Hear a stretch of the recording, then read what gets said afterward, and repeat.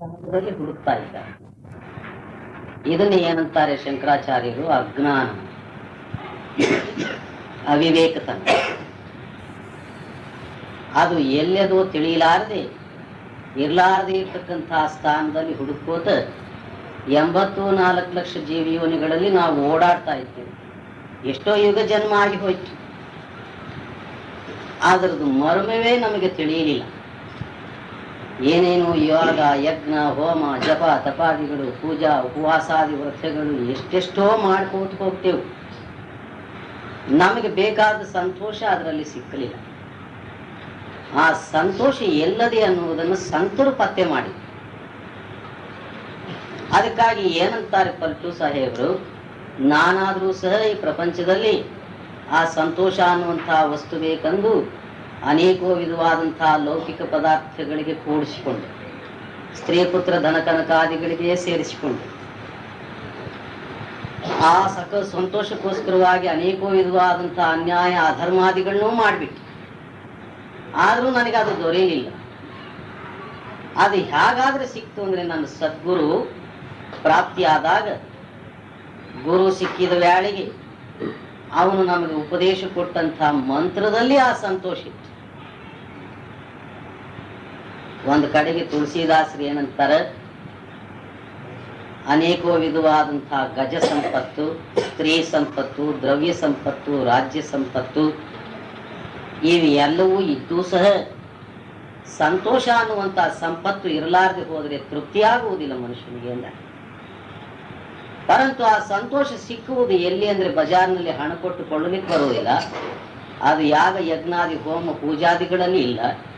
ಸಾಧು ಸಂತರ ಸಂಗತಿ ಮಾಡಿ ಸತ್ಸಂಗ ಶ್ರವಣ ಮಾಡುವಾಗ ನಮಗೆ ಗೊತ್ತಾಗ್ತದ ಆ ಸಂತೋಷ ಇರುವುದು ಎಲ್ಲಿ ಎನ್ನುವ. ಕಬೀರದಾಸರು ಒಂದು ಕಡೆಗೆ ಏನಂತಾರೆ, ಸಂತೋಷವಾದ ವಸ್ತು ನಿನ್ನಲ್ಲಿ ಇರಿಸಿಕೊಂಡು ಹೊರಗಡೆಗೆ ಹುಡುಕ್ತಿ. ಹಾಗೆ ಸಾರಂಗ ಮೃಗ ಕಸ್ತೂರಿಯನ್ನು ತನ್ನ ನಾಭಿ ಸ್ಥಾನದಲ್ಲಿ ಇರಿಸಿ ಅದು ಹೊರಗಡೆಗೆ ಅದೇ ಅಂತೇಳಿ ಹುಡುಕೋತ ಬಲೆಯನ್ನು ಬೀಸಿರ್ತಕ್ಕಂಥ ಬೇಟೆಗಾರರ ಕೈಗೆ ಸಿಕ್ಕಿ ತನ್ನ ಪ್ರಾಣವನ್ನು ಕಳ್ಕೊಂಡು ಬಿಡ್ತು. ಹಾಗೆ ನಾವಾದರೂ ಕೂಡ ಈ ಕಾಲಪುರುಷ ಅಂತಕ್ಕಂಥ ಬೇಟೆಗಾರನ ಹಾಕಿರ್ತಕ್ಕಂಥ ಸ್ತ್ರೀ ಪುತ್ರ ಧನಕನಕಾದಿಗಳು ಅನ್ನುವುದರ ಆಶ್ರಯದಲ್ಲಿ ಸಿಕ್ಕಿ ಅದೇ ಸಂತೋಷ ಅಂತ ಹೇಳಿ ಭಾವಿಸಿ ಆ ಅಜ್ಞಾನದಲ್ಲಿ ನಮ್ಮದು ಪ್ರಾಣಕ್ಕೆ ಅವನಿಗೆ ಒಪ್ಪಿಸಿ ಬಿಡ್ತಾ ಇದ್ದೇವೆ. ಹೀಗೆ ಎಷ್ಟು ಸತ್ಯ ಆಗಿ ಹೋಯಿತು ಅದಕ್ಕೆ ಲೆಕ್ಕೇ ಇಲ್ಲ. ಇದಕ್ಕೆ ನೋಡಿ ಸಂತರು ಏನಂತಾರೆ, ಸಂತೋಷ ಅನ್ನುವುದು ನಿನ್ನ ಹೃದಯ ಸ್ಥಾನದಲ್ಲಿ ಅದ. ನಮಗೆ 2 ಹೃದಯಗಳುಂಟು. ಒಂದು ಲೌಕಿಕ ವೃತ್ತಿಗೆ ಸಂಬಂಧಪಟ್ಟ ಹೃದಯ ಅದ, ಒಂದು ಆಧ್ಯಾತ್ಮಿಕ ಮಂಡಲದಲ್ಲಿ ಕೆಲಸ ಮಾಡುವ ಹೃದಯ ಒಂದು. ಆ ಆಧ್ಯಾತ್ಮಿಕ ಮಂಡಲದ ಹೃದಯದಲ್ಲಿ ಈ ಸಂತೋಷ ಅನ್ನುವಂತಹ ವಸ್ತು ಆ ಪರಮಾತ್ಮನ ಗುಪ್ತವಾಗಿ ಇಟ್ಟು ಭದ್ರವಾದಂತಹ ಬಾಗಿಲ ಹಾಕಿ ಅದಕ್ಕೆ ಬೇಗ ಬಡಿದು ಬೇಗದ ಕೈ ಸಂತರ ಕೈ ಕೊಟ್ಬಿಟ್ಟ. ಅಂತ ಸಂತರಲ್ಲಿ ನಾವು ಸ್ನೇಹ ಮಾಡಿ ಅವ್ರ ವಿಶ್ವಾಸಕ್ಕೆ ನಾವು ಪಾತ್ರರಾಗಿ ಯಾರು ನಿಷ್ಠೆಯಿಂದ ನಡೀತಾರಂದ್ರೆ ಅವ್ರಿಗೆ ಆ ಬೇಗ ಕೈ ಸಿಕ್ಬಿಡ್ತಾರೆ, ಕೊಟ್ಬಿಡ್ತಾರ. ಅದನ್ನ ಹೇಗೆ ತೆಗೆಯುವ ಯುಕ್ತಿ ಕೂಡ ತೋರಿಸಿಕೊಡ್ತಾರೆ. ಅಂಥ ಒಂದು ಸಂಪತ್ತು 2 ನೇತ್ರದ ಮಧ್ಯಭಾಗದಲ್ಲಿ ಆ ಪರಮಾತ್ಮನ ಇಟ್ಬಿಟ್ಟ, ಈ ಜಾಗದಲ್ಲಿ ಇಟ್ಬಿಟ್ಟ. ನವದ್ವಾರಗಳಿಗೆ ನಾವು ದಾಟಿ 10ನೇ ದ್ವಾರದಲ್ಲಿ ಪ್ರವೇಶಿತ ಮಾಡ್ಲಿಕ್ಕಾಗಿ ನಮಗ ಸಂತೋಷ ಅನ್ನುವಂತಹ ವಸ್ತು ಸಿಕ್ತು. ಪರಂತು ಈ ನವದ್ವಾರಗಳಿಗೆ ದಾಟುವುದು ಹೇಗ? ಯುಗ ಯುಗಾದಿ ಜನ್ಮಗಳು ನಾವು ನವದ್ವಾರಗಳಲ್ಲೇ ಓಡಾಡ್ತಾ ಇದ್ದೆವು. ನಮಗ 10ನೇ ದ್ವಾರ ಗೊತ್ತೇ ಇಲ್ಲ. ಮೋಕ್ಷ ದ್ವಾರ ಅಥವಾ ಮುಕ್ತಿ ದ್ವಾರ ಅಥವಾ ಸಂತೋಷ ಅನ್ನುವಂತಹ ಧನ ಇರುವ ಜಾಗ ಯಾವುದೋ ಆ ದ್ವಾರೇ ಗೊತ್ತಿಲ್ಲ. ಆ ದ್ವಾರಕ್ಕೆ ಹೇಗೆ ತೆಗಿಬೇಕು, ಅಲ್ಲಿಗೆ ನಾವು ಪ್ರವೇಶ ಮಾಡುವುದು ಹೇಗೆ ಅನ್ನುವಂತಹ ಯುಕ್ತಿ ನಮಗೆ ಸಂತರು ತಿಳಿಸ್ಕೊಟ್ರೆ ಮಾತ್ರ ಇದು ಗೊತ್ತಾಗಬಹುದಾಗಲಿ.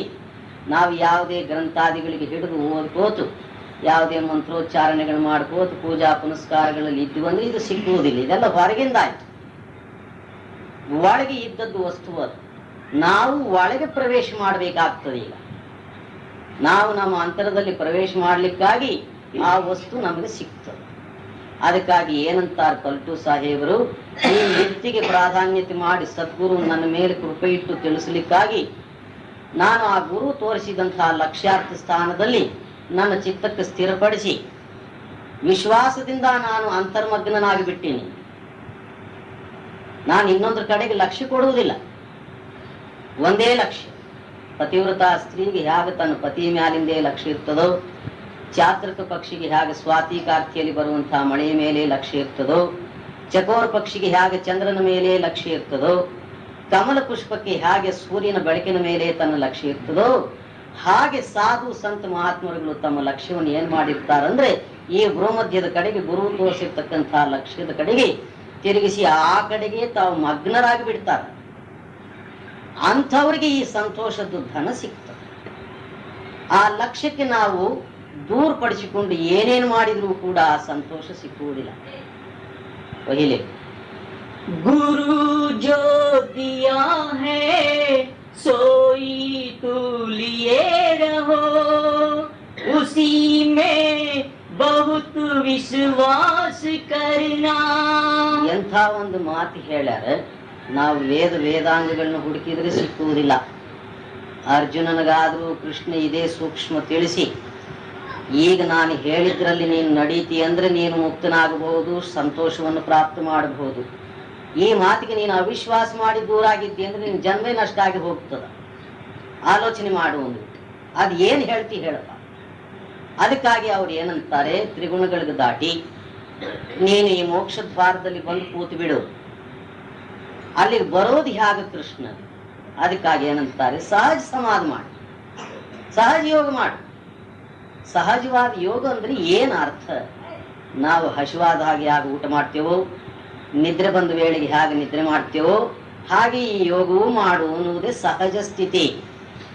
ಅಂದ್ರೆ ಏನು? ನಿರಾಯಾಸವಾಗಿ ಕೂಡು, ಆಯಾಸ ಮಾಡಬೇಡ, ಹಠ ಮಾಡಬೇಡ, ಛಲ ಮಾಡಬೇಡ. ನಿರಾಯಾಸವಾಗಿ ಸುಮ್ಮನೆ ಕೂತ್ಕೊಂಡು ಬಿಡು, ಒಂದು ಕಡೆಗೆ ಮೌನ ಮಾಡಿ ಕೂತು ಬಿಡು. ಹೇಗೆ ನಿನ್ನ ಇಂದ್ರಿಯಗಳೆಲ್ಲವೂ ಸ್ತಬ್ಧವಾಗ್ತದೋ, ಹೇಗೆ ನಿನ್ನ ಕರ್ಮೇಂದ್ರಿಯ ಜ್ಞಾನೇಂದ್ರಿಯಗಳೆಲ್ಲವೂ ಸ್ತಬ್ಧವಾಗ್ತದೋ, ಹಾಗಾಗಿ ನಿನ್ನ ಅಂತರದಲ್ಲಿ ನಿನ್ನ ಪ್ರಾಣಶಕ್ತಿ ಅಥವಾ ನಿನ್ನ ಚೈತನ್ಯ ಶಕ್ತಿ ನವದ್ವಾರಗಳಿಗೆ ದಾಟ್ತ ಈ ಭೂಮಧ್ಯದ ಕಡೆಗೆ ಬಂದು ನಿಲ್ಲುವಂತಹ ಶಕ್ತಿ ತಂದುಕೊಳ್ತದೆ. ಇದಕ್ಕೊಂದು 3 ತಿಂಗಳು ಹಿಡಿಯಬಹುದು. ಶ್ರದ್ಧೆಯಿಂದ ಮಾಡುವ ಆತನಿಗೆ 3 ದಿನ ಸಾಕಾಗ್ತದ. ಶ್ರದ್ಧಾ ಕಮ್ಮಿ ಇರುವವನಿಗೆ ಒಂದು 3 ತಿಂಗಳು ಬೇಕಾಗ್ತದೆ. ಯಾರಿಗ ಸಂತೋಷ ಅನ್ನುವಂತಹ ಧನ ಬೇಕೋ ಅವರು ಶ್ರದ್ಧೆಯಿಂದ ಅಭ್ಯಾಸ ಮಾಡಿದ್ರೆ ಸಿಗ್ತದೆ. ಯಾರಿಗೆ ಬೇಕೇ ಇಲ್ಲೋ ಅವ್ರು ಎಷ್ಟು ಜನ್ಮ ಮಾಡಿದ್ರು ಅದು ಸಿಕ್ಕುತ್ತದೆ. ಅದಕ್ಕಾಗಿ ಏನಂತಾರೆ, ತ್ರೈಗುಣ್ಯ ವಿಷಯೋ ವೇದ ನಿಸ್ತ್ರೈಗುಣ್ಯೋ ಭವಾರ್ಜುನ. ತ್ರಿಗುಣಗಳನ್ನು ನೀನು ದಾಟಿ ಈ ಭೂಮಧ್ಯ ಸ್ಥಾನದಲ್ಲಿ ಬರ್ತಿರ್ಲಿಕ್ಕಾಗಿ ನಿನಗೆ ನಾನು ಸೂಕ್ಷ್ಮವಾಗಿ ಗುಪ್ತವಾಗಿ ತಿಳಿಸಿದಂತಹ ಸಂತೋಷದ ಧನ ಸಿಗ್ತದೆ. ಅದು ಯಾವುದಪ್ಪ ಅಂದ್ರೆ ಪರಮಾತ್ಮನ ನಾಮ, ಗುಪ್ತ ನಾಮ. ಅದು ನಿನ್ನ ಅಂತರದಲ್ಲಿ ಇದೆ. ಅದು ಗ್ರಂಥಾದಿಗಳಲ್ಲಿ ಇಲ್ಲ, ತೀರ್ಥಕ್ಷೇತ್ರಾದಿಗಳಲ್ಲಿ ಇಲ್ಲ. ಕಿವಿಯಾಗಿ ಮಂತ್ರ ಓದಿದ್ರೆ ಇದು ಗೊತ್ತಾಗುವುದಿಲ್ಲ, ಈ ಕಿವಿಯಾಗಿ ಓದಿದ್ರೆ ಈ ಕಿವಿಯಾಗಿ ಬಿಟ್ಬಿಟ್ಟೇವೆ ನಾವು. ಇದು ಹೊರಗಿನ ಇಂದ್ರಿಯಾದಿಗಳಲ್ಲಿ ಇಲ್ಲ, ಸ್ಪರ್ಶ ಮಾಡ್ಲಿಕ್ಕೆ ಸಿಕ್ಕುವುದಿಲ್ಲ, ದೃಷ್ಟಿಗೆ ಕಾಣಿಸುವುದಿಲ್ಲ. ಇದು ಅನುಭವ ವೇದ್ಯ. ಸ್ಥೂಲ ಶರೀರಕ್ಕೆ ದಾಟಿ ಸೂಕ್ಷ್ಮ ಶರೀರದಲ್ಲಿ ನಾವು ಪ್ರವೇಶ ಮಾಡ್ತಿರ್ಲಿಕ್ಕಾಗಿ ನಮಗ ಆ ಪರಮಾತ್ಮನ ದಿವ್ಯ ನಾಮದ್ದು ಅಥವಾ ಆ ಸಂತೋಷದ ಶಕ್ತಿ ಪ್ರಕಟವಾಗ್ತದೆ. ಅದಕ್ಕೆ ಪ್ರಕಟ ಮಾಡ್ಲಿಕ್ಕಾಗಿ ಏನಂತಾನೆ ಕೃಷ್ಣ ಅರ್ಜುನನಿಗೆ ಅಂದ್ರೆ, ಸಹಜವಾಗಿ ಯೋಗ ಮಾಡಿ ಸುಮ್ಮನೆ ಒಂದ್ ಕಡೆಗೆ ಹಾಯವಾಗಿ ಕೂತಿ. ಪದ್ಮಾಸನ ಬೇಡ, ಇನ್ನು ಕೂರ್ಮಾಸನ ಬೇಡ, ಮತ್ಸ್ಯಾಸನಗಳು ಬೇಡ, ತಲೆ ಕೆಳಗೆ ಮಾಡಿ ಕಾಲ ಮೇಲೆ ಮಾಡುವುದು ಬೇಡ, ಉಪವಾಸಗಳು ಬೇಡ, ಜಪಮಾಲೆ ತಿರುವುದು ಬೇಡ. ಸುಮ್ಮನೆ ಕೂತಿಬಿಡಿ. ಇಲ್ಲಿ ಲಕ್ಷ್ಯ ಇರಿಸು, ಈ ಜಾಗದಲ್ಲಿ ನಾನು ನೋಡ್ತಾ ಇದ್ದೀನಿ ಎನ್ನುವಂತಹ ಭಾವ ಮಾಡಿ ಕೂತಿಬಿಡಿ. ನಿನ್ನ ಭಾವ ಹೇಗೆ ಪವಿತ್ರತೆ ಆಗ್ತದೋ, ದೃಢ ಆಗ್ತದೋ, ಹಾಗಾಗಿ ಏನಾಗ್ತದೆ ಅಂದ್ರೆ ಈ ನವದ್ವಾರಗಳೆಲ್ಲ ಬಂದಾಗ್ತದೆ. 2 ನೇತ್ರದ್ವಾರಗಳು, 2 ನಾಸಿಕ ದ್ವಾರ, 2 ಕರ್ಣದ್ವಾರಗಳು, ಮುಖದ್ವಾರ, ಇಂದ್ರಿಯ ದ್ವಾರ, ಗುದದ್ವಾರಗಳು ಇವೆಲ್ಲವೂ ಸಹಜವಾಗಿ ಕೂತ್ಕೊಳ್ಳುವುದರಲ್ಲೇ ಬಂದಾಗಿವೆ. ಇದಕ್ಕೆ ಪ್ರಾಣಾಯಾಮ ಮಾಡಬೇಕಾದ ಕೆಲಸ ಇಲ್ಲ. ಹಾಗೆ ನಾವು ಕೂತ್ಕೊಳ್ಳುವ ಶಕ್ತಿಯನ್ನ ಪ್ರತಿ ದಿವಸ 1 ಗಂಟೆಯಿಂದ 1.5 ಗಂಟೆ, 2 ಗಂಟೆ, 3 ಗಂಟೆ ಹೊತ್ತು ಒಂದೇ ಸ್ಥಾನದಲ್ಲಿ ಸ್ಥಿರವಾಗಿ ಕೂತ್ಕೊಳ್ಳುವ ಅಭ್ಯಾಸ ಮಾಡ್ತೇವೋ ಹಾಗಾಗಿ ಈ ಇಂದ್ರಿಯಗಳೆಲ್ಲೂ ಒಂದೊಂದು ಮುಚ್ಕೊಂಡು ಬಂದಿವೆ. ಅದಕ್ಕಾಗಿ ಒಂದು ಕಡೆಗೆ ವೇದವ್ಯಾಸರು ಏನಂತಾರೆ, ಕಣ್ಣಿರ್ಲಾರ್ದೆ ಇರ್ತಕ್ಕಂಥವನು ಅದಕ್ಕೆ ನೋಡ್ತಾನ, ಕಿವಿ ಇರ್ಲಾರ್ದೆ ಇರುವವನು ಕೇಳ್ತಾನ, ಮೂಗನಾದವನು ಅದಕ್ಕೆ ಮಾತಾಡಿ ತಿಳಿಸ್ತಾನ. ಅಂದ್ರೆ ಇದರ ಅರ್ಥ ಏನು ಅಂದ್ರೆ ಈ ಎರಡೂ ಕಣ್ಣು ಸಹಜವಾಗಿ ಮುಚ್ಚಬೇಕು, ಈ ಎರಡೂ ಕಿವಿಗಳ ದ್ವಾರ ಸಹಜವಾಗಿ ಮುಚ್ಚಿ ಹೋಗ್ತದ, ಮುಖದ್ವಾರವೂ ಮುಚ್ಚಿ ಹೋಗ್ತದ.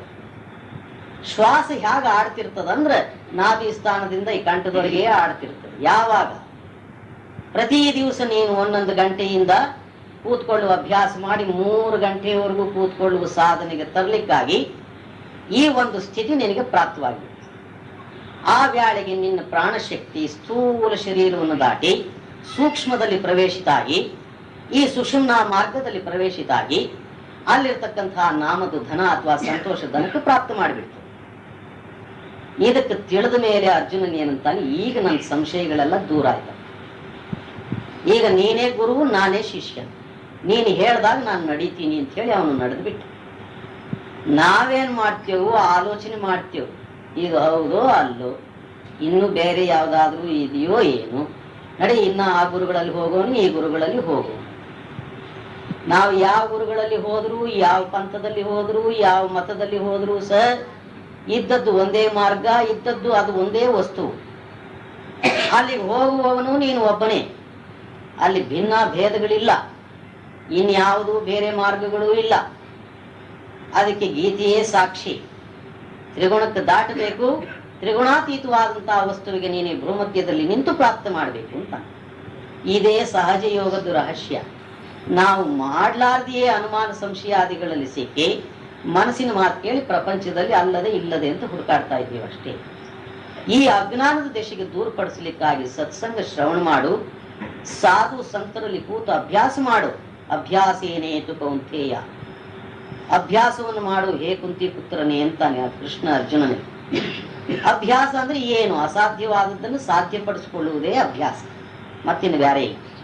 ಈಗ ನಮ್ಗೆ ಅಸಾಧ್ಯವಾದದ್ದು ಯಾವುದು ಅಂದ್ರೆ ನಿದ್ರಾ ಆಲಸ್ಯ ಸೋಮಾರಿತನಕ್ಕೆ ದೂರಪಡಿಸಿ ಜಾಗೃತಾವಸ್ಥೆಯಲ್ಲಿ ಇದ್ದು ಈ ಶರೀರಕ್ಕೆ ನಾವು ಮರೆತು ಆ ಅಶರೀರವಾಗಿರ್ತಕ್ಕಂತಹ ಶೂನ್ಯ ಆಕಾಶದಲ್ಲಿ ನಿಂತು ಮೇಲಾಗುತ್ತಿರ್ತಕ್ಕಂತಹ ಓಂಕಾರ ಧ್ವನಿಯನ್ನು ಕೇಳುವುದೇ ಒಂದು ಅಸಾಧ್ಯ ಸಾಧನೆ. ಯಾರ ಆ ಧ್ವನಿಗೆ ಕೇಳಿದ್ರು ಅವರ ಸಂತೋಷದ ಧನಕ್ಕೆ ಪ್ರಾಪ್ತ ಮಾಡಿದ್ರು, ಅವ್ರು ತೃಪ್ತರಾಗಿ ಬಿಡ್ತಾರೆ. ಅವ್ರ ಜನ್ಮ ಜನ್ಮದ ಆಶಾತ್ರಯವಾದಂತಹ ಬೇಕನ್ನುವ ಗುಣ ಇನ್ನು ಸಾಕಪ್ಪ ಅಂತ ಹೇಳಿ ಅನ್ನಿಸ್ಬಿಡ್ತದೆ. ಅಂಥ ತೃಪ್ತನಾದಂತಹ ಶಕ್ತಿ ಪರಮಾತ್ಮನಲ್ಲಿ ಸೇರಿಕೊಡ್ತು. ಆಶತ್ರಯದಲ್ಲಿ ಸಿಕ್ಕಿ ಆ ಕಡೆ ಈ ಕಡೆಗೆ ಹಾರಾಡ್ತಿರ್ತಕ್ಕಂತಹ ಚಿತ್ತ ಪರಮಾತ್ಮನಿಗೆ ಪ್ರಾಪ್ತ ಮಾಡಲಾರದು.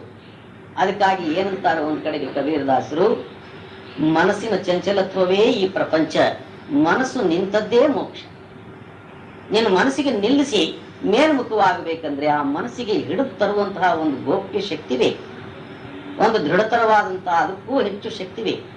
ಅದು ಯಾವುದಂದ್ರೆ ಪರಮಾತ್ಮನ ನಾಮ ಒಂದೇ ಆ ಮನಸ್ಸಿಗೆ ಹಿಡಿಯುವುದು. ಆ ನಾಮದಲ್ಲಿ ಆ ಸಂತೋಷದ ಒಂದು ಕಿರಣ ಮನಸ್ಸಿನ ಮೇಲೆ ಪ್ರಗಟ ಆಗಿದೆ ಅಂದ್ರೆ ಮನಸ್ಸಿನ ಚಂಚಲತ್ವ ದೂರ ಆಗಬೇಕು. ಇಂದ್ರಿಯಗಳ ದ್ವಾರದಿಂದ ಹೊರಗಿನ ಪ್ರಪಂಚದಲ್ಲಿ ಓಡಾಡುವುದು ಅದು ತಾನಾಗಿ ತಾನು ನಿಲ್ಲಿಸ್ಬಿಡ್ತು. ಇದಕ್ಕೇನಂತಾರೆ ಸಹಜ ಯೋಗ. ಈ ಯೋಗವನ್ನು ಯಾರಾದ್ರೂ ಮಾಡಬಹುದು.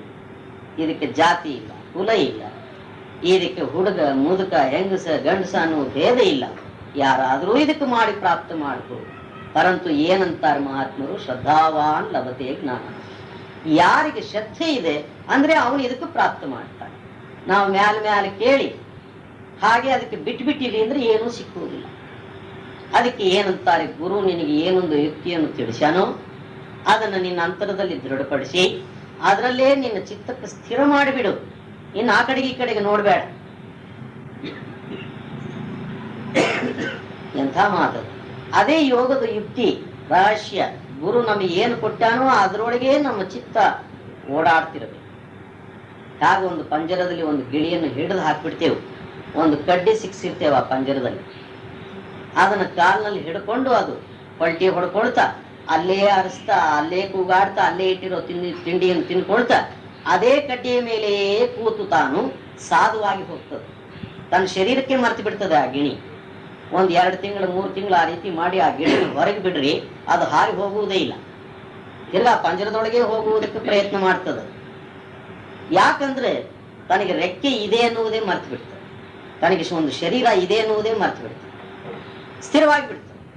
ಹಾಗೆಯೇ ನಮ್ಮ ಚಿತ್ತರೂಪವಾದಂತಹ ಗಿಳಿಯನ್ನು ಸಹ ಗುರು ಏನ್ ಮಾಡ್ತಾನಂದ್ರೆ ಈ ಭೂಮಧ್ಯ ಸ್ಥಾನದ ಕಡೆಗೆ ಲಕ್ಷ್ಯ ತಿರುಗಿಸಿ ಅಲ್ಲಿ ಇರ್ತಕ್ಕಂಥ ಓಂಕಾರ ಧ್ವನಿ ಒಳಗೆ ಅದಕ್ಕೆ ಕೂಡಿಸ್ಬಿಟ್ಟ. ಅದು ನಿರಕ್ಷರವಾದಂತಹ ಶಬ್ದ ಓಂಕಾರ, ಅಕಾರ ಉಕಾರ ಮಕಾರ ರಹಿತವಾದಂತಹ ಧ್ವನಿ. ಅದು ಆ ಧ್ವನಿಯಲ್ಲಿ ಒಂದು ಸರ್ತಿ ನಮ್ಮ ಚಿತ್ರರೂಪವಾದಂತಹ ಗಿಣಿಗೆ ಕನೆಕ್ಷನ್ ಆಗಿ ಹೋಗಿದೆ ಅಂದ್ರೆ ಅದರದ್ದು ಚಂಚಲತ್ವ ದೂರಾಗಿ ಸ್ಥಿರವಾಗಿ ಅಲ್ಲಿ ಕೂತ್ಬಿಡುತ್ತೆ. ಅಂತ ಒಂದು ಸ್ಥಿತಿ ನಮಗೆ ಪ್ರಾಪ್ತವಾದ ಮೇಲೆ ನಮ್ಗೆ ಏನಾಗ್ತದಂದ್ರೆ ಸಂತೋಷ ಸಿಕ್ಬಿಡುತ್ತೆ. ಇನ್ ಯಾವ ವಿಧವಾದಂತಹ ಹಾರಾಟ ಕೂಗಾಟಿಲ್ಲ ಅಲ್ಲಿ. होएगा बहुत फिरी शब्द जो लगेगा चित्त को चेत के ಧ್ಯಾನ ಧರಿನಾ. ಅದಕ್ಕಾಗಿ ಏನಂತಾರೆ, ಪ್ರತಿಯೊಬ್ಬನ ಆಂತರ್ಯದಲ್ಲಿಯೂ ಆ ಪರಮಾತ್ಮನು ಆ ಧ್ವನಿ ರೂಪ ಅಥವಾ ನಾಮದ ಶಕ್ತಿ ಅಥವಾ ಸಂತೋಷದ ಧನಕ್ಕೆ ಇಟ್ಟನ. ಅದು 24 ಗಂಟೆ ಝೇಂಕಾರನ ಅದು ಮಾಡ್ತಾ ಇದೆ ಅಲ್ಲಿ. ಅದಕ್ಕೆ ನೀನು ಕೇಳಬೇಕಷ್ಟೇ. ಆ ಧ್ವನಿಯನ್ನು ಆಲಿಸಿ ಅದರ ಕಡೆಗೆ ನೀನು ನಡೆದು ಹೋಗಬೇಕು. ಅದು ಬಹಳ ಆಕರ್ಷಿತವಾದಂತಹ ಧ್ವನಿ. ಅದು ರಾಗಿಣಿಗಳಿಂದ ತುಂಬಿರ್ತಕ್ಕಂತಹ ಧ್ವನಿ. ಆ ಧ್ವನಿಯನ್ನು ನೀನು ಆಲಿಸಲಿಕ್ಕಾಗಿ ಮೌನ ಮಾಡು. ಯಾಕೆಂದ್ರೆ ಅದು ಬಹಳ ಕೋಮಲ ಶಬ್ದ, ಬಹಳ ಮೃದುವಾದದ್ದು, ಬಹಳ ಇಂಪಾದ ಧ್ವನಿ. ನಾವು ಎಲ್ಲಿಯಾದ್ರೂ ಏಕಾಂತ ಸ್ಥಳದಲ್ಲಿ, ನಾವು ಸಂಡೂರ್ಗೆ ಹೋಗಿದ್ವಿ ಮೊನ್ನೆ, ಅಲ್ಲಿ ನರಸಿಂಹ ತೀರ್ಥದ ಹತ್ರ ಇರ್ರಿ, ನಾವು ಬುತ್ತಿಗಿತ್ತೆಲ್ಲ ಹೊತ್ಕೊಂಡು ಬರ್ತೀವಿ ಸ್ವಾಮಿಯಿಂದ ಅರುಣಕುಮಾರ್ ಹೇಳ್ದ. ಅಲ್ಲಿ ಹೋಗಿ ಕೂತ್ ಬಿಟ್ವಿ. ಅದು ಬಹಳ ಚೆನ್ನಾಗಿದೆ, ಏಕಾಂತ ಸ್ಥಳ. ಅಲ್ಲಿ ಹೋಗಿ ಕೂತ್ಕೊಂಡ್ಬಿಟ್ಟು ಅಲ್ಲಿ ಗಿಡ ಮರಗಳು ಅರಣ್ಯ ಚೆನ್ನಾಗದ. ಅಲ್ಲಿ ಇದ್ದಕ್ಕಿದ್ದ ಹಾಗೆ ಒಂದು ಕೋಗಿಲೆ ಕೂಗಿತು. ಬಹಳ ಇಂಪಾದ ಧ್ವನಿ. ಧ್ವನಿ ಕೇಳಿಸ್ತಾ ಇದೆ, ಕೋಗಿಲೆ ಕಾಣಿಸ್ತು. ಆ ಕೋಗಿಲೆ ಕಾಣಬೇಕಂದ್ರೆ ಆ ಧ್ವನಿಯ ಮೇಲೆ ನಾವು ಲಕ್ಷ್ಯ ಇರಿಸಿ ನಮ್ಮ ದೃಷ್ಟಿಯನ್ನು ಸ್ಥಿರ ಮಾಡಿದಾಗ ಆ ಕೋಗಿಲೆ ಕಾಣಿಸ್ತದೆ. ಯಾಕಂದ್ರೆ ಕೋಗಿಲೆ ಬಹಳ ನಾಚಿಕೆ ಪ್ರಾಣಿ, ಪಕ್ಷಿಯದು. ಇತರೆ ಪಕ್ಷಿಗಳಂತೆ ಹಾಗಂದ್ರೆ ಹಾಗೆ ತಾನು ಕೂಗುವಾಗ ಕಾಣಿಸ್ಕೊಳ್ಳುವುದಿಲ್ಲ. ಎಲೆಯ ಮರೆಯಲ್ಲಿ ಕೂತು ನೆರಳು ಮಾಡಿಕೊಂಡು ಅದು ಕೂಗುತ್ತೆ. ಅದ್ರ ಕೂಗಿನ ರಹಸ್ಯವೇನಂದ್ರೆ ತನ್ನ ಪತಿಯನ್ನು ಕರೆಯುವ ರಹಸ್ಯ. ಅದು ಮನೆಯಲ್ಲೂ ಕೂಡ ಹೆಂಡತಿ ಗಂಡನ್ ಹೆಂಗ್ ಕರೀತಾಳೆ, ಬೀದಿ ಬಜಾರ್ಗೆಲ್ಲ ಕೇಳಂಗ್ ಕರೀತಾಳೆ ಅಂತ ತನ್ನ ಗಂಡನ್. ಇಲ್ಲಿ 10 ಮಂದಿ ಸ್ನೇಹಿತರ ಮಧ್ಯದಲ್ಲಿ ಮಾತಾಡ್ತಿರೋ ಯಾರಿಗೂ ಕೂಡ ತಾನು ಮೊದಲು ಕಾಣಿಸ್ಕೊಳ್ತಾಳೆ, ಗುಪ್ತವಾಗಿ ಕಾಣಿಸ್ಕೊಳ್ತಾಳೆ. ಅಡಿಗೆ ಮನೆ ಬಾಗಿಲಲ್ಲಿ ನಿಂತ್ಕೊಂಡು ಅಥವಾ ಕಿಟಕಿ ಸ್ವಲ್ಪ ತೆಗೆದು ಕಾಣಿಸ್ಕೊಂಡು ಕೈ ಸನ್ನೆ ಮಾಡೋ ಅಥವಾ ಇನ್ನೇನಾದ್ರೂ ಒಂದು ಶಬ್ದ ಮಾಡೋ ಕರೀತಾರೆ. ಇವಾಗಿನ ಹೆಣ್ಮಕ್ಳು ಏನ್ ಮಾಡ್ತಾರೆ ಅಂದ್ರೆ ಯಾವ್ದಾದ್ರು ಒಂದು ಪಾತ್ರೆ ತಡಾರ್ನೆ ಹಾಕಿ ಹಾಗೆ ಇವನು ಅರ್ಥ ಮಾಡ್ಕೋಬೇಕು. ಇನ್ನು ಲೇಟ್ ಆದ್ರೆ ನನ್ನ ತಲೆ ಮೇಲೆ ಹಾಕ್ತಾಳೆ ಇವಳು. ಹಾಗೆ ಮೌನದಲ್ಲೇ ಇರ್ತಾಳ, ಸೂಕ್ಷ್ಮವಾದ ಧ್ವನಿ ಮಾಡ್ತಾಳೆ, ಸನ್ನೆ ಮಾಡ್ತಾಳೆ. ಅದಕ್ಕೆ ತಿಳಿದು ಅವನು ಎದ್ದು ಹೋಗುತ್ತಾನೆ ಒಳ್ಳೆ. ಹಾಗೆಯೇ ಈ ಶರೀರ ರೂಪವಾದಂತಹ ಗೃಹದಲ್ಲಿ ಜೀವ ರೂಪವಾದಂತಹ ಹೆಂಡತಿ ತನ್ನ ಗಂಡನಿಗೆ ಕರೀತಾಳೆ. ಹೇಗೆ ಇರಬೇಕು ಆ ಕರೆಯುವಿಕೆ? ಬಹಳ ಪ್ರೇಮ, ಪ್ರೀತಿ, ಮಧುರತ್ವ, ಕೋಮಲತ್ವದಿಂದ ಆ ನಾಮಕ್ಕೆ ನಾವು ಸ್ಮರಣೆ ಮಾಡ್ಬೇಕು. ಏನೋ ಗುರು ಕೊಟ್ಟಾನೆ ಮಾಡ್ಬೇಕಲ್ಲ ಅಂತ ಹೇಳಿ ದಡ ದಡ ದಡ ದಡ ಅಂದು 4 ಸರ್ತಿ ಅಂದು ಸಾಕಪ್ಪ ಈ ಗುರುಗಳು ಸವಾಸ ಅಂತ ಹೇಳಿ ಎದ್ದೋವನಿಗೆ ಇದು ಗೊತ್ತಾಗೋದಿಲ್ಲ. ಇದಕ್ಕೆ ಮಹಾನ್ ಪ್ರೇಮ ಪ್ರೀತಿ ಬೇಕು. ಒಂದ್ ಕಡೆಗೆ ಕಬೀರದಾಸರು ಏನಂತಾರೆ, ಲೋಭಿಗೆ ಹೇಗೆ ಹಣದ ಮೇಲೆ ಮಮತೆ ಇರ್ತದೋ, ಕಾಮಿ ಪುರುಷನಿಗೆ ಕಾಮಿನಿ ಸ್ತ್ರೀ ಮೇಲೆ ಯಾವ ರೀತಿ ಮಮತೆ ಇರ್ತದೋ, ನೀರಿನಿಂದ ಹೊರಗೆ ಬಿದ್ದ ಮೀನಿಗೆ ಆ ನೀರಿನ ಚಿಂತಾ ಹೇಗಿರ್ತದೋ, ಆ ರೀತಿ ಇದ್ರೆ ನಿನಗೆ ಆ ಪತಿ ದರ್ಶನ ಆಗ್ತದೆ ಅಥವಾ ನಾಮದ ಶಕ್ತಿ ಪ್ರಕಟ ಆಗ್ತದೆ. ಅದು 24 ಗಂಟೆ ನಿನ್ನನ್ನು ಕರೀತಾ ಇದೆ. ಅದು ಈ ಭ್ರೂಮಧ್ಯ ಸ್ಥಾನದಲ್ಲಿ ಕೂತು ಅದು ನಿನಗೆ ಕೂಗ್ತಾ ಇದೆ. ಆ ಧ್ವನಿಯನ್ನು ಆಲಿಸು. ಏಕಾಂತ ಮಾಡಿ ನೀನು ಮೌನ ಮಾಡಿ ಎಲ್ಲ ಆಲೋಚನೆಗಳು, ಸಂಕಲ್ಪ ವಿಕಲ್ಪಾದಿಗಳು ಬಿಟ್ಟು ಆ ಮಧುರವಾದಂತಹ ಧ್ವನಿ ಕಡೆಗೆ ಲಕ್ಷ್ಯ ಮಾಡಿ ಕೂಡು. ಸ್ವಲ್ಪ ಕಾಲದಲ್ಲಿ ಹೊರಗೆ ತಿರುಗ್ತಾ ಇರ್ತಕ್ಕಂಥ ನಿನ್ನ ಚೈತನ್ಯ ಒಳಮುಖವಾಗಿರುತ್ತೆ. ಅದು ಹೇಗೆ ಒಳಮುಖವಾಗ್ತದೋ ಹಾಗಾಗಿ ಆ ಧ್ವನಿ ಸ್ಪಷ್ಟವಾಗಿ ಕೇಳಿಸಲಿಕ್ಕೆ ಶುರುವಾಗ್ತದೆ. ಆಗ ನಿನ್ನ ಚೈತನ್ಯ ಶಕ್ತಿ ಆ ನಾದದ ದಿಕ್ಕಿನ ಕಡೆಗೆ ಸಹಜವಾಗಿ ನಡೆದು ಹೋಗ್ತದೆ. ಆಗ ಈ ಭ್ರೂಮಧ್ಯದಲ್ಲಿ ಆ ಅಖಂಡ ಪರಂಜ್ಯೋತಿ ಪ್ರಕಾಶ, ಆ ಅಖಂಡ ಪ್ರೇಮದಿಂದ ಕೂಡಿರ್ತಕ್ಕಂತಹ ನಾದ ಪ್ರಕಟವಾಗಿ. ಒಮ್ಮೆ ಪ್ರಕಟಪಡಿಸಿಕೊಂಡವನಿಗೆ ಅದು ಬಿಡುವುದೇ ಇಲ್ಲ. ಶರೀರ ಎಲ್ಲ ವ್ಯಾಪಕ ಆಗಿತ್ತು. ಆದ್ರೆ ಆನಂದ ಇಷ್ಟಂತ ಹೇಳಿ ವರ್ಣನೆ ಮಾಡಿ ತಿಳಿಸ್ಲಿಕ್ಕೆ ಬರುವುದಿಲ್ಲ. ಅದು ನೀನು ಅನುಭವ ಮಾಡಿ ನೋಡು. ಯಾಕಂದ್ರೆ ಅದು ನಿನ್ನಲ್ಲೇ ಅದ, ದೂರದಲ್ಲಿ ಇಲ್ಲ. ಅದಕ್ಕಾಗಿ ನೀನು ಈಗಲೇ ಅದ್ರದ್ದು ಸಾಧನೆ ಹಚ್ಚಿ ಪ್ರಾಪ್ತಿ ಮಾಡು. ಇಲ್ಲಂದ್ರೆ ಈ ಮನುಷ್ಯ ಜನ್ಮ ನೀರಿನ ಗುಳ್ಳಿ ಇದ್ದ ಹಾಗೆ, ಯಾವಾಗ ಹೋಗ್ಬಿಡ್ತದೋ ಏನು. ಈಗ ಅದಕ್ಕೆ ನೀನು ಪ್ರಾಪ್ತಿ ಮಾಡ್ಲಾರ್ದೆ ಕಳ್ಕೊಂಡ್ ಬಿಟ್ಟಿದ್ದಿ ಅಂದ್ರೆ ಮತ್ತೆ ಕತ್ತೆಯೋ ನರಿಯೋ ನಾಯೋ ಹಂದಿ ಆಗಿ ಹುಟ್ಟಿದ್ರೆ ಆಗ ಯಾರಪ್ಪ ನಿನಗೆ ಗುರುಗಳು ಇದಕ್ಕೆ ತಿಳಿಸುವುದಕ್ಕೆ? ಆಗ ನಿನಗೆ ತಿಳಿಯುವ ವಿವೇಕವೂ ಇರುವುದಿಲ್ಲ, ಆ ಜ್ಞಾನವೂ ಇರುವುದಿಲ್ಲ, ಆ ಮಮತೆಯೂ ಇರುವುದಿಲ್ಲ. ಹೀಗೆ ನಾವು ಎಷ್ಟು ಸರ್ತಿ ಜನ್ಮಾದಿಗಳಿಗೆ ಕಳೆದು ಬಿಟ್ಟೆವೋ ಅದಕ್ಕೆ ಅರ್ಥ ಮಾಡಿಕೊಂಡವರು ವಿರಹ ತಾಪದಿಂದ ಆ ಪರಮಾತ್ಮನ ಕಡೆಗೆ ಆಗಿಂದಾಗಲೇ ಲಕ್ಷ್ಯ ಮಾಡ್ತಾರೆ. चतुर जो होएगा करेगा कसब को, बूंद ही बूंद सामुद्र भरना. ಎಂಥ ಮಾತು ಹೇಳ್ಯಾರ ಸಂತರು. ಬಹಳ ಚತುರನಾಗಬೇಕು ಇದಕ್ಕೆ. ಯಾಕೆ ಚತುರತ್ವ ಬೇಕು ಅಂದ್ರೆ ನೀನು ಮಾಡುವಂತಹ ಈ ಯೋಗ ಸಾಧನೆಗೆ ಅನೇಕ ವಿಘ್ನಗಳಿದೆ. ನಾವೇ ತಯಾರು ಮಾಡ್ಕೊಂಡ್ ಬಿಟ್ಟೇವಿ ಆ ವಿಘ್ನಗಳು. ಸಂಶಯದಿಂದ ಕೂಡಿರ್ತಕ್ಕಂಥ ಮನಸ್ಸು, ಸಂಕಲ್ಪಾದಿಗಳಿಂದ ಕೂಡಿರ್ತಕ್ಕಂಥ ಚಿತ್ತಾದಿಗಳು, ಕಾಮ ಕ್ರೋಧ ಲೋಭ ಮೋಹಾದಿಗಳಲ್ಲಿ ಲಾಲಸ, ಸ್ತ್ರೀ ಪುತ್ರ ಧನಕನಕಾದಿಗಳಲ್ಲಿ ನಮಗೆ ವ್ಯಾಮೋಹ, ಹೊರಗಿಂದು ಕೀರ್ತಿ ಗೌರವ ಪ್ರತಿಷ್ಠಮಾನ ಸನ್ಮಾನಾದಿಗಳಲ್ಲಿ ಕೂಡಬೇಕನ್ನುವಂಥ ವಿಚಾರಾದಿಗಳು, ಇವೆಲ್ಲವೂ ನಮಗೆ ಬಂದ್ಬಿಟ್ಟದ. ಇವೆಲ್ಲವನ್ನೂ ಈಗ ನೀನು ನಿವಾರಣೆ ಮಾಡಬೇಕು. ಇದೇ ಅರ್ಜುನನು ಕೇಳಿದ್ದು ವಿಚಾರ. ನೀನೇನು ಕೂತು ಧ್ಯಾನ ಮಾಡಂದಿ, ಧ್ಯಾನಕ್ಕೆ ಕೂತ್ರೆ ಕಣ್ಣು ಮುಚ್ಚಿ ಕೂತ್ರೆ ಒಳಗಡೆ ಬರೀ ದೆವ್ಗಳೇ ಕುಣಿತಾವಲ್ಲಪ್ಪ, ನಾನು ಏನ್ ಮಾಡ್ಲಿ ಧ್ಯಾನ ಅಂತ ಕೇಳ್ಯಾರ. ಆ ದೆವ್ಗಳನ್ನೆಲ್ಲ ನಾವೇ ಒಳಗೆ ಸೇರಿಸ್ಕೊಂಡಿರೋದು. ಅವುಗಳನ್ನ ಸೇರಿಸ್ಕೊಂಡು ಅವನಿಗೆ ಹೇಗೆ ಸೇರಿಸ್ಕೊಂಡಿರೋದು ಗೊತ್ತು, ಹಾಗೆ ಹೊರಗೆ ಹಾಕುವುದು ಅವನಿಗೆ ಗೊತ್ತಾಗಬೇಕು. ಇನ್ಯಾರು ಇದನ್ನು ಹೊರಗೆ ಹಾಕುವುದಿಲ್ಲ. ಗುರು ಯುಕ್ತಿಗೆ ತೋರಿಸ್ಕೊಡ್ತಾನೆ, ಅದಕ್ಕೆ ಉಪಯೋಗ ಮಾಡೋದು ನೀನೇ. ನನ್ನಿಂದ ಆಗಲ್ಲಪ್ಪ ಅಂತಾನೆ ಅರ್ಜುನ. ಆಗ ಕೃಷ್ಣ ಏನಂತಾನೆ, ಅಭ್ಯಾಸ ಏನೇ ಅಂತ ಪ್ರತಿ ದಿವಸ ಅಭ್ಯಾಸ ಮಾಡ್ತಾ ಇದ್ದ. ಹೇಗೆ ನಿನ್ನ ಅಭ್ಯಾಸದ ಬಲ ಹೆಚ್ಚಾಗ್ತದೋ ಹಾಗಾಗಿ ಈ ಗುಣಾದಿಗಳೆಲ್ಲವೂ ದೂರ ಆಗ್ತದೆ. ನಾವು ಮಾಡ್ಲಾರ್ದೆ ನಮ್ಗೆ ಅವೆಲ್ಲ ಸಿಕ್ಕಂದ್ರೆ ಯಾಕೆ ಸಿಕ್ತವ? ಒಂದೊಂದು ಕೇಳ್ಬಿಡ್ತಾವ. ಅಡ್ಡ ಬಿದ್ದು ನಮಸ್ಕಾರ ಮಾಡಿ ಗುರುಗಳಿಗೆ, ಸ್ವಾಮಿ ನೀನೇ ಮಾಡ್ಬಿಡು, ನಿನಗೆ ಹೆಂಡ್ರಿಲ್ಲ ಮಕ್ಕಳಿಲ್ಲ, ನೀನ್ ಚಂದ ಧ್ಯಾನ ಮಾಡು, ಅದ್ರಾಗಿ ಫಲ ಬಂದದ್ ನಮಗೆ ಕೊಟ್ರಿ. ಯಾತಿಗೆ ಕೊಡ್ಬೇಕಪ್ಪ ನಿನಗೆ? ನಾನು ಅಡ್ಡ ಬಿದ್ದೀನಲ್ಲ ನಿನಗೆ, ಅದಕ್ಕೆ ಕೊಟ್ಬಿಡಿ. ಏನೇ ಭವಿಷ್ಯಟ್ ಕೊಡೋದೆ? ಇಷ್ಟಕ್ಕೆಲ್ಲ ಅದು ಸಿಕ್ಕುವುದಿಲ್ಲ. ಹಾಗೆ ಸಿಕ್ಕುವುದಿದ್ರೆ ಋಷಿ ಮುನಿಯಾದಿಗಳು, ಯೋಗಿಗಳು, ತಪಸ್ವಿಗಳು ಅರಣ್ಯದಲ್ಲಿ ಯಾಕೆ ಅಷ್ಟು ವರ್ಷಗಳು ಕಷ್ಟ ಬಿದ್ದು ತಪಶ್ಚರ್ಯ ಮಾಡ್ತಾರೆ? ಇನ್ನೂ ಮಾಡ್ತಲೇ ಇದ್ದಾರೆ ಅನೇಕರು. ಅದು ಹೇಗೆ ಸಿಕ್ಕುವುದಿಲ್ಲ? ಈ ಸುಳ್ಳಾದಂತಹ ಪ್ರಪಂಚದಲ್ಲಿಯೂ ಸಹ ನಾವು ಪ್ರಯತ್ನ ಮಾಡಲಾರದೆ ಯಾವುದು ಹೇಗೆ ದೊರೆಯುವುದಿಲ್ಲೋ ಹಾಗೆ ನಮ್ಮ ಅಂತರದಲ್ಲಿ ಆ ಸಂತೋಷ ರೂಪವಾದಂತಹ ಧನ ದೊರೆಯಬೇಕಂದ್ರೆ ನಾವು ಪ್ರಯತ್ನ ಮಾಡೇ ತೀರಬೇಕು. ಆ ಪ್ರಯತ್ನವನ್ನು ಪ್ರತಿನಿತ್ಯವೂ ಒಂದು ಅಭ್ಯಾಸ ಸಾಧನೆಗೆ ಇಟ್ಟುಕೊಂಡು ನಾವು ನಡೆಸ್ತಿರ್ಲಿಕ್ಕಾಗಿ ಹೇಗೆ ಅಭ್ಯಾಸದಲ್ಲಿ ನಿನಗೆ ಶ್ರದ್ಧಾ ಬರ್ತದೋ ಹಾಗೆ ಆ ಸಂತೋಷದ ಧನ ನಿನ್ನದಾಗ್ತದೆ. ನಾವು ಮಾಡ್ಲಾರ್ದೆ ಸಿಕ್ಕುವುದಿಲ್ಲ. दास पलटू साहेब कहे सिफत है सूरत की और कोई ख्याल में नहीं पड़ना. ಅದಕ್ಕಾಗಿ ಏನಂತಾರೆ, ಚತುರ್ನಾದಂತಹ ಪುರುಷನು ಯೋಗ ಸಾಧನೆಯನ್ನು ಮಾಡುವ ವೇಳೆಗೆ ತನ್ನ ಚಿತ್ತಕ್ಕೆ ಶಾಂತ ಪಡಿಸ್ತಾನೆ.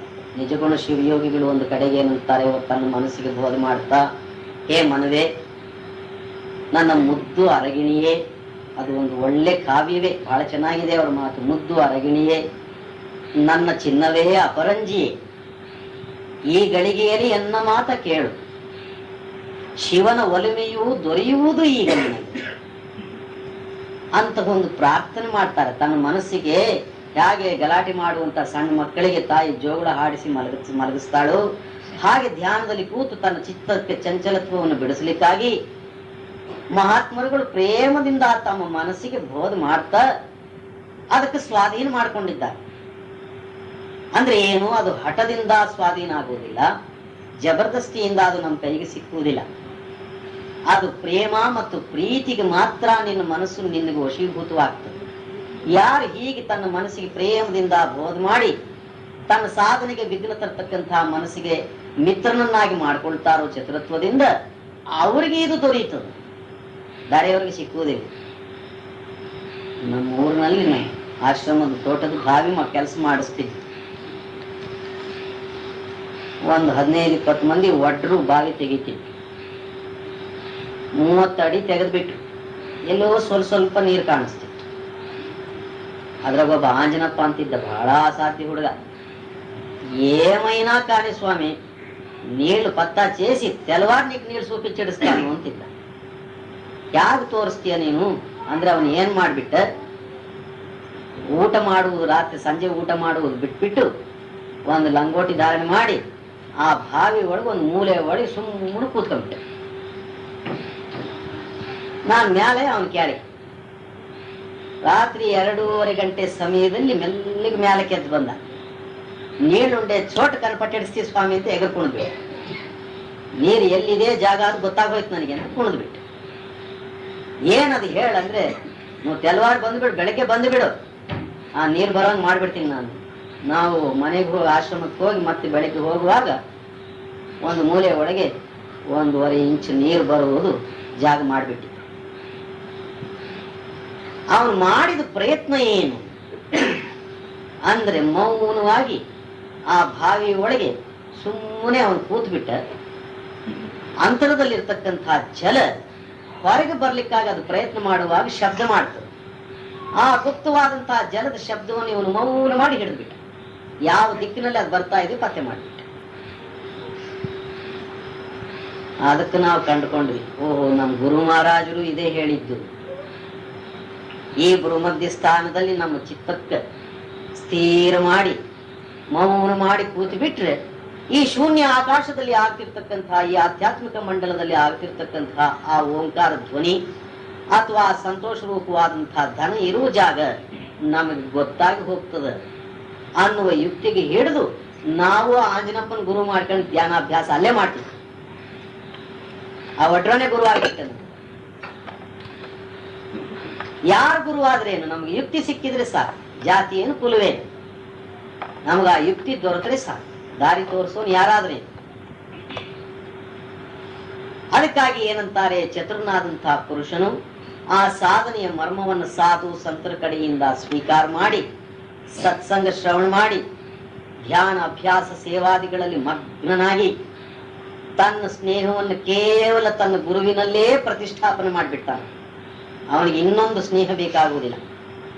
ಆ ಕಡೆಗೆ ಈ ಕಡೆಗೆ ಸ್ನೇಹಾದಿಗಳನ್ನೆಲ್ಲ ಬಿಟ್ಟು ತನ್ನ ಗುರುವಿನಲ್ಲೇ ತನ್ನ ಸ್ನೇಹಕ್ಕೆ ಸಂಲಗ್ನತೆ ಮಾಡಿ ಅವನ ಯೋಗವನ್ನು ಅಭ್ಯಾಸ ಮಾಡ್ಲಿಕ್ಕಾಗಿ ಈ ಧ್ವನಿ ಪ್ರಕಟ ಆಗಿ ಹೋಗ್ತದೆ. ಆ ಸಂತೋಷ ರೂಪವಾದಂತಹ ಧನ ಸಿಕ್ಕಿ ಹೋಗ್ತದೆ. दास पलटू साहिब कहे सिफत है सूरत की और कोई ख्याल में नाही परना. ಅದಕ್ಕೆ ಏನಂತಾರೆ ಪಲ್ಟು ಸಾಹೇಬ್ರು, ಈ ಯೋಗದ ರಹಸ್ಯ ನಾನು ಯೋಗ್ಯತೆಗಳನ್ನು ನೋಡಲಾರ್ದೆ ಗುರುವಿಂದ ಕರುಣೆ ಅಪಾರವಾಗದೆ ಅಂತ ಹೇಳಿ ಹೊರಗಡೆಗೆ ಹಾಕಿಬಿಟ್ಟಿನಿ. ಯಾರ್ಯಾರಿಗೆ ಬೇಕು ಅವರೆಲ್ಲರೂ ಆರಿಸ್ಕೊಳ್ರಿ, ಈ ಮರ್ಮಕ್ಕೆ ತಗೊಂಡ್ಬಿಡ್ರಿ. ಈಗ ಆಗಿಂದ ಆಗಲೇ ಧ್ಯಾನ ಅಭ್ಯಾಸದ ಚಿಂತ ಹಚ್ಚಿಬಿಡ್ರಿ. ಇದು ಪ್ರಾಪ್ತ ಆಗಲಿಲ್ಲ ಅಂದ್ರ ಕೈ ಹಿಡಿದು ಕೇಳ್ರಪ್ಪ, ನಮ್ಗೆ ಆಗ್ಲಿಲ್ಲ ಅಂತ ಹೇಳಿ ಕೇಳಿ. ಕೃಷ್ಣನಾದ್ರೂ ಅರ್ಜುನನಿಗೆ ಈ ಭರವಸೆ ಕೊಟ್ಟ, ನಾನು ಹೇಳದಂತೆ ನಿನಗೆ ಅದು ಸಿದ್ಧಿ ಆಗಲಿಲ್ಲ ಅಂದ್ರೆ, ನೀನು ಮಾಡಿ ಅದಕ್ಕೆ ಸಿದ್ಧಿ ಆಗಲಿಲ್ಲ ಅಂದ್ರೆ ನಿನ್ನ ಜವಾಬ್ದಾರಿ ನನಗಿರ್ಲಿ ಹೋಗು ಅಂದ್ಬಿಟ್ಟ. ನಾವು ಮಾಡ್ಲಾರ್ದೆ ಆಗ್ಲಿಲ್ಲ ಅಂದ್ರೆ ಗುರು ಗೊತ್ತಾಗಿ ಹೋಗ್ತದೆ, ನಮ್ ಕಳ್ತಾನ ಸಿಕ್ಕೊಂಡ್ ಬಿಡ್ತಾನ. ಹಾಫೀಜ್ ಅಂತಕ್ಕಂಥ ಒಬ್ಬ ಮುಸಲ್ಮಾನ್ ಸಂತ ಒಂದು ದಿವಸ ದೇಶ ಸಂಚಾರ ಮಾಡ್ತಾ ಯೋಗ ರಹಸ್ಯದ ವಿದ್ಯೆಗೆ ತಿಳಿಯಲಿಕ್ಕಾಗಿ ಒಂದು ಹಳ್ಳಿಗೆ ಬರ್ತಾನೆ. ದಾರಿ ಒಳಗೆ ಒಂದು ಹಳ್ಳಿ ಸಿಗ್ತದ, ಹೊತ್ತು ಮುಳುಗಿ ಹೋಗಿರ್ತದೆ, ಹಸಿವಾಗಿರ್ತದಪ್ಪ. ಆ ಹಳ್ಳಿಯಾಗ ಬಂದ್ರೆ ಎಲ್ಲರ ಮನೆಯೂ ಆಗಲಿ ಕತ್ಲಾಗಿದೆ ಅಂತ ಉಂಡು ಎಲ್ಲರೂ ಮಲಗಿ ಬಿಟ್ಟಿರ್ತಾರೆ. ಫಕೀರಲ್ಲಿ ಒಂದು ಸ್ವಭಾವ ಏನಿರ್ತದೆ ಅಂದ್ರೆ, ಸದ್ಗುರುವಿಂದು ಆಜ್ಞಾ, ಬಾಗಿಲು ಯಾರ ಮನೆ ಬಾಗಿಲು ತೆಗೆದಿದ್ರೆ ಅವ್ರ ಮನೆಯಲ್ಲಿ ಭಿಕ್ಷೆ ಕೇಳು ಅಥವಾ ಊಟ ಕೇಳು, ಅಲ್ಲಿ ಮಲಗಲಿಕ್ಕೆ ಜಾಗ ಕೇಳು. ಬಾಗಿಲು ಮುಚ್ಚಿದ್ರೆ ಆ ಬಾಗಿಲಿಗೆ ತೆಗೆಸಬೇಡ. ಅವರಿಗೆ ಕೂಗಬೇಡ ಅನ್ನುವುದೊಂದು ನಿಯಮ. ಅದರಂತೆ ನೋಡ್ಕೊಂಡು ಬಂದ್ರೆ ಎಲ್ಲಾ ಬಾಗಿಲು ಮುಚ್ಚಿಬಿಟ್ಟಿರ್ತದೆ. ಚಳಿಗಾಲ ವಿಪರೀತ ಚಳಿ, ಹಸಿವ. ಹಾಗೆ ಹುಡುಕೋತ ಬರ್ಲಿಕ್ಕಾಗಿ ಸ್ವಲ್ಪ ಊರು ಹೊರಗಡೆಗೆ ಒಂದು ಮನೆ ಬಾಗಿಲು ತೆಗೆದಿತ್ತು. ಆಗ ಅಂತರದಲ್ಲೇ ತನ್ನ ಗುರುವಿಗೆ ತಾನು ಧನ್ಯವಾದಗಳನ್ನ ಅರ್ಪಿಸಿ ಆ ಹಫೀಜ್ ಅಂತಕ್ಕಂಥ ಮುಸಲ್ಮಾನ್ ಸಂತ ಆ ಮನೆ ಬಾಗಿಲ ಹತ್ರಕ್ಕೆ ಹೋಗ್ತಾನೆ. ಅದೇ ವ್ಯಾಳೆಗೆ ಆ ಮನೆ ಯಜಮಾನ ಒಂದು ಹಗ್ಗ ಕೈನಲ್ಲಿ ಒಂದು ಕತ್ತಿ ಹಿಡಿದು ಹೊರಗೆ ಬರ್ತ. ಅವನಿಗೆ ಇವನು ನೋಡಿದೆ, ಇವನು ಅವನಿಗೆ ನೋಡಿದ. ಇವನು ಕಳ್ಳನೇ, ಅವನು ಕಳ್ಳನೇ. ಇವನು ಒಳಗಿರೋ ಸಂತೋಷ ರೂಪವಾದಂತಹ ಧನಕ್ಕೆ ಕಳ್ತನ ಮಾಡ್ಲಿಕ್ಕಾಗಿ ಹಫೀಜ್ ಅದನ, ಅವನು ಹೊರಗಿಂದ ಕಳ್ತನ ಮಾಡ್ಲಿಕ್ಕಾಗಿ ಅವನು ಸಿದ್ಧವದನ. ಇಬ್ರು ಕಳ್ಳ. ಒಬ್ಬರದು ದೃಷ್ಟಿ ಸಂಯೋಗವಾಗಿ ಹೋಯ್ತು. ಕಳ್ಳರು ಒಬ್ರಿಗೊಬ್ರು ಹೇಗೆ ನೋಡ್ಕೊಳ್ತಾರಂದ್ರೆ ಇನ್ನೊಬ್ರಿಗೆ ಗೊತ್ತಾಗೋದಿಲ್ಲ. ಇಬ್ಬರದು ದೃಷ್ಟಿ ಸಂಯೋಗವಾದಾಗ ಅವನು ಹೇಗಂದ, ಸನ್ನೆ ಮಾಡಿದ. ಅವನು ಕಳ್ಳ, ನಿಜವಾದ ಕಳ್ಳ. ಇವನೇನಂದ, ಹೇಗಂದ ನಾನು ಒಳಕ್ ಹೋಗೋನು, ಈಗ ಹಸಿವಾಗದು, ಊಟ ಕೊಡು. ಅವನೇನಂದ, ನಂದೇನು ಬರ್ತಿಯಾಗಿ ಹೋಗಿದೆ, ಈಗ ಹೊರಗೆ ಹೋಗ್ತಿದ್ದೀನಲ್ಲೇ ಅಂದ್ಬಿಟ್ಟ. ಇವನು ಆಕಾಶದ ಕಡೆ ಕೈ ಹೀಗಂದ. ಅವನಿಗೆ ದಯಾ ಬಂತು ಆ ಕಳ್ಳನಿಗೆ. ಅವನೇನಂದ, ಓಹೋ ಏನೋ ಸಿಗ್ತದ ಬಿಡು ನನಗೆ ಅಂದು ಒಳಕ್ ಹೋದ. ಅವನು ತಿಂದು ಉಳ್ದಿದ್ ಪಳ್ದಿದ್ ಏನಿತ್ತು ಅವನು ಮುಂದೆ ಹಾಕ್ಬಿಟ್ಟ. ಇಲ್ಲೇ ಮಲ್ಕೊಂಬಿಡಲೆ ಅಂತ ಹೇಳಿ ಅವನು ಹೋಗ್ಬಿಟ್ಟ. ಒಳ್ಳೆ ಬೆಳಗಿನ ಜಾವ 5 ಗಂಟೆ ಸಮಯದಲ್ಲಿ ಅವನು ಬಂದ. ಆ ವೇಳೆಗೆ ಇವನ್ ಕಣ್ಣು ಮುಚ್ಕೊಂಡು ಕೂತ ಧ್ಯಾನದಲ್ಲಿ. ಅವನ್ ಬಗ್ಗಿ ಇವನಿಗೆ ನೋಡ.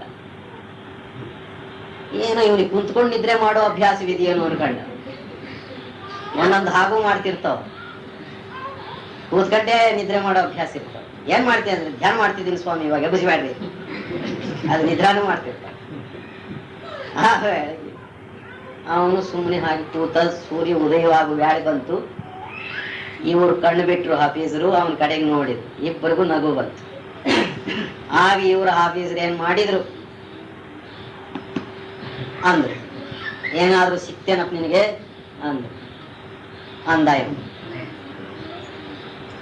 ಅವನು ಅಂದಿವನು ಸ್ವಲ್ಪ ಸಿಕ್ತು. ಇನ್ನ ಹತ್ರಕ್ಕೆ ಬಂದ ಅವನು, ಆಫೀಸ್ ಹತ್ರಕ್ಕೆ. ಕಿವಿ ಹತ್ರ ತಾನು ತನ್ನ ಕಿವಿನ ತಕೊಂಡು ಹೋಗ ಅವನ ಬಾಯಿ ಹತ್ರ ಹೇಳು ಅದೇನು. ಆಗ ಅವ್ರು ಹೇಳ್ತಾರ, ಸ್ವಲ್ಪ ಆನಂದವಾಗ್ತಾ ಇದೆ, ಇನ್ನು ಪೂರ್ತಿ ಸಿಕ್ಕಿಲ್ಲಪ್ಪ, ಇನ್ನು ನಯಾ ಪೈಸದಲ್ಲಿ ಇದ್ದೀನಿ, ರೂಪಾಯಿಗಳು ಸಿಕ್ಕಲಿಲ್ಲ. ಅದು ಎಂಥದ್ದು. ಆಗ ಹಾಫೀಸರ್ ಏನಂತಾರ, ಸ್ವಲ್ಪ ಕಾಲ ಆದ್ಮೇಲೆ ನಾನು ನಿನಗೆ ತಿಳಿಸ್ತೀನಿ ಹೋಗು. ಇವನು ಪ್ರತಿನಿತ್ಯ ಕಳ್ತನಕ್ಕೆ ಹೊರಗೆ ಹೋಗೋದು, ಇವರು ಪ್ರತಿನಿತ್ಯ ಅಂತರದಲ್ಲಿ ಕಳ್ತನಕ್ಕೆ ಇವ್ರು ಹೋಗೋದು. ಹೀಗೆ 3 ತಿಂಗಳು ಕಳೀತು. 3 ತಿಂಗಳಲ್ಲಿಯೂ ಅವನು ಬರೀ ಕೈನಲ್ಲಿ ಬರ್ತಿದ್ದ. ಏನಪ್ಪಾ ಅಂದ್ರೆ, ಏನಿಲ್ಲಪ್ಪ, ಇನ್ನೊಂದು ದಿವಸ ಸಿಗ್ತದೆ ಬಿಡು, ಪ್ರತಿ ದಿವಸ ಹೋಗ್ತಿರ್ಬೇಕು, ಪ್ರಯತ್ನ ಮಾಡ್ತಿರ್ಬೇಕು, ಸಿಗ್ತದೆ ಅಂತ ಅವನನ್ನೋದು. ಹೌದೇಳು, ಪ್ರಯತ್ನ ಮಾಡ್ತಿದ್ರೆ ಸಿಕ್ಬೇಕು ಅನ್ನೋದು. ನಿನ್ನಿಂದ ನಾನು ಪಾಠ ಕಲ್ತೇನೆ, ನನಗೂ ಸಿಗ್ತದೆ ಅಂತ ಇವನು ಮನೆಯಾಗೆ ಅವನು ಹೊರಗೆ. ಅದಕ್ಕಾಗಿ ಸಾಧಕರ ಸಹವಾಸ ಬೇಕು ನಮಗೆ. ಸಾಧನೆ ಮಾಡುವವ್ರ ಜೊತೆಲಿದ್ರೆ ಇದು ಸಿಗ್ತದೆ ಅನ್ನುವ ಅರ್ಥ ಇದು. ಒಂದು ದಿವಸ ಏನಾಯ್ತು, 3 ತಿಂಗಳು ಆಗ್ತಿರ್ಲಿಕ್ಕಾಗಿ ಆ ಕಳ್ಳನಿಗೂ ರಾಜನ ಮನೆಯ ಒಳಗೆ ಬೆಳ್ಳಿ ಬಂಗಾರ ಅವನಿಗೆ ಸಿಕ್ಬಿಡ್ತು. ಇವನು 9 ದ್ವಾರಗಳನ್ನು ದಾಟಿ 10ನೇ ದ್ವಾರದಲ್ಲಿ ಇರ್ತಕ್ಕಂಥ ನಾಮರೂಪವಾದಂತಹ ಸಂತೋಷ ಧನ ಇವನು ಪ್ರಾಪ್ತ ಮಾಡಿಬಿಟ್ಟಾನೆ. ಇವನು ಅವ್ರ ಮನೆಯೊಳಗೆ ನರ್ತನ ಮಾಡ್ತಾ ಇದ್ದಾನೆ. ಅವನು ಬೆಳಗಿನ ಜಾವ ಕುಣ್ಕೋತ ಆನಂದವಾಗಿ ಮನೆಯೊಳಗೆ ಬಂದ. ಇವನು ಕುಣಿಯೋದನ್ನ ನೋಡಿ ಅವನು ಕುಣಿತಾನ. ಸ್ವಲ್ಪ ಕಾಲ ಆದ್ಮೇಲೆ ಏನಂದ್ರೆ, ನನಗೆ ಸಿಕ್ತು ಅಂದ, ನನಗೂ ಸಿಕ್ತು. ಮತ್ ಸುಮ್ಮನೆ ಯಾರಿಗೂ ಹೇಳ್ಬೇಡ. ಅದಕ್ಕಾಗಿ ಸಂತರು ಏನಂತಾರೆ, ಕೇಳಿದಾಗಲೇ ಹೇಳಬಾರದು ಬ್ರಹ್ಮಜ್ಞಾನವ. ಸುಮ್ನೆ ಹೇಳ್ಬೇಡತ್ತಿದು. ಯಾರಿಗೆ ಬೇಕನ್ನುವಂತಹ ಬಯಕೆ ಅದೋ, ಯಾರು ಇದಕ್ಕೆ ಪ್ರಾಪ್ತ ಮಾಡ್ಬೇಕಂತಕ್ಕಂತ ವಿರಹದಿಂದ ಕೂಡಿದ್ದಾರೋ, ಯಾರಿಗೆ ಶ್ರದ್ಧಾ ಇದೆಯೋ ಅವರಿಗೆ ಬೋಧಿಸು, ಅವರಿಗೆ ತಿಳಿಸು. ಎಲ್ಲರಿಗೂ ಹೇಳಿದ್ರೆ ಏನಾಗ್ತದೆ ಅಂದ್ರೆ, ನಿನ್ನ ಬೆಲೆ ಹೋಗ್ತದೆ, ನಿನ್ ಗಾಳಿ ತೂರು ಬಿಡ್ತಾರೆ, ವ್ಯರ್ಥವಾಗ್ತದೆ. ಅದಕ್ಕಾಗಿ ಹುಡುಕು, ಚೆನ್ನಾಗಿ ಶೋಧನೆ ಮಾಡು. ನೀನು ಗಳಿಸಿರ್ತಕ್ಕಂತಹ ವಸ್ತುವನ್ನ ಎಲ್ಲಿ ಇಟ್ರೆ ಅದು ಭದ್ರವಾಗಿ ಉಪಯೋಗಕ್ಕೆ ಬರ್ತದೆ ಅನ್ನುವುದನ್ನು ನೋಡಿ ಅದನ್ನು ಇನ್ನೊಬ್ಬರಿಗೆ ಕೊಡು. ಅದ್ರ ಮರ್ಮಕ್ಕೆ ನಾನು ಪ್ರಕಟಪಡಿಸೀನಿ. ಈಗ ನೀವು ಧ್ಯಾನ ಹಚ್ಚಿರಿ. ಅಂತರ್ಮುಖರಾಗಲಿ, ಪ್ರಯತ್ನ ಮಾಡ್ರಿ. ಪ್ರಯತ್ನಶೀಲದಲ್ಲಿ ಇರ್ತಕ್ಕಂತಹ ಸಾಧು ಸಂತರಲ್ಲಿ ಕೂಡಿ ನಾವು ಅದಕ್ಕೆ ಪ್ರಾಪ್ತ ಮಾಡುವಂತಹ ಯೋಗದಲ್ಲಿ ನಿಷ್ಠಾ ಮತ್ತು ಶ್ರದ್ಧೆಯಿಂದ ಇದ್ದು ಹೊರಗಿನ ಸ್ನೇಹವನ್ನೆಲ್ಲ ಕಮ್ಮಿ ಮಾಡಿಕೊಂಡು, ಮಾತು ಕಮ್ಮಿ, ನಿದ್ರಾ ಕಮ್ಮಿ, ಆಹಾರ ಕಮ್ಮಿ ಮಾಡಿಬಿಡ್ರಿ, ಪೂರ್ತಿ ಬಿಡಬೇಡ್ರಿ, ಎಲ್ಲ ಕಮ್ಮಿ ಮಾಡಿ. ಮನೆಯಾಗ ನೆಂಟರು ಇಷ್ಟರು ಹೆಂಡ್ರ ಮಕ್ಕಳ ಸ್ನೇಹವನ್ನು ಕಮ್ಮಿ ಮಾಡ್ರಿ. ಅವ್ರನ್ನೇನು ಮನೆ ಬಿಟ್ಟು ಹೊರಗೆ ಹಾಕಬೇಡ್ರಿ. ಗಡ್ಡ ಮೀಸೆ ಬೆಳೆಸ್ಕೊಂಡು ಅಥವಾ ತಲೆಗಿಲೆ ಬೋಳಿಸ್ಕೊಂಡು ಅರಣ್ಯಕ್ಕೆ ಓಡೋಗ್ಬೇಡ್ರಿ. ಇದ್ದ ಕಡೆಗೇನೆ, ಹಾಗೆ ನಾವು ರೈಲ್ವೆ ಸ್ಟೇಷನ್ ಬಸ್ ಸ್ಟ್ಯಾಂಡ್ ನಲ್ಲಿ ರೈಲಿಗೆ ಬಸ್ಸಿಗೆ ಕಾಯುವಾಗ ಆ ಪರಿಚಯಸ್ಥರು ಅಲ್ಲಿ ಬಂದು ಸೇರಿರ್ತಾರೆ ಪ್ರಯಾಣಿಕರು. ಅವರಲ್ಲಿ ನಾವು ಯಾಕೆ ಸ್ನೇಹ ಮಾಡಿರ್ತೇವು? ರೈಲೋ ಬಸ್ಸೋ ಬರೋವರೆಗೇನೆ ಅವ್ರ ಸ್ನೇಹ. ಸಾರ್ ಏನ್ರಿ ಅಷ್ಟೇ.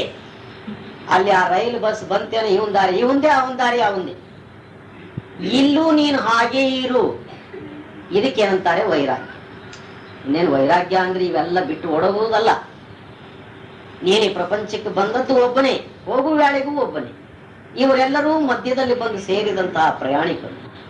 ಹೊತ್ತು ಆಗ್ತಿರ್ಲಿಕ್ಕಾಗಿ ಅವರವರ ಜಾಗಕ್ಕೆ ಅವರವರು ಹೊರಟೋಗ್ತಾರೆ. ನೀನು ಹೋಗುವ ಮಾರ್ಗವನ್ನು ಈಗಲೇ ತಿಳ್ಕೊಂಡು ಮಹಾತ್ಮರಿಂದ ನಿನ್ನ ಮಾರ್ಗ ಹಿಡಿದು ನೀನು ಹೋಗಿಬಿಡು. ಹೊತ್ತು ಮುಳುಗುವುದರೊಳಗಾಗಿ ನೀನು ಊರು ಸೇರ್ಕೋ. ಮರಣ ಅನ್ನುವ ಕತ್ತಲೆ ಬಂದ ಮೇಲೆ ನೀನು ದಾರಿ ಒಳಗೆ ನಡೆಯಲಾರೆ. ಆಗ ದಾರಿ ತೋರಿಸುವವರು ಯಾರು ಇಲ್ಲ.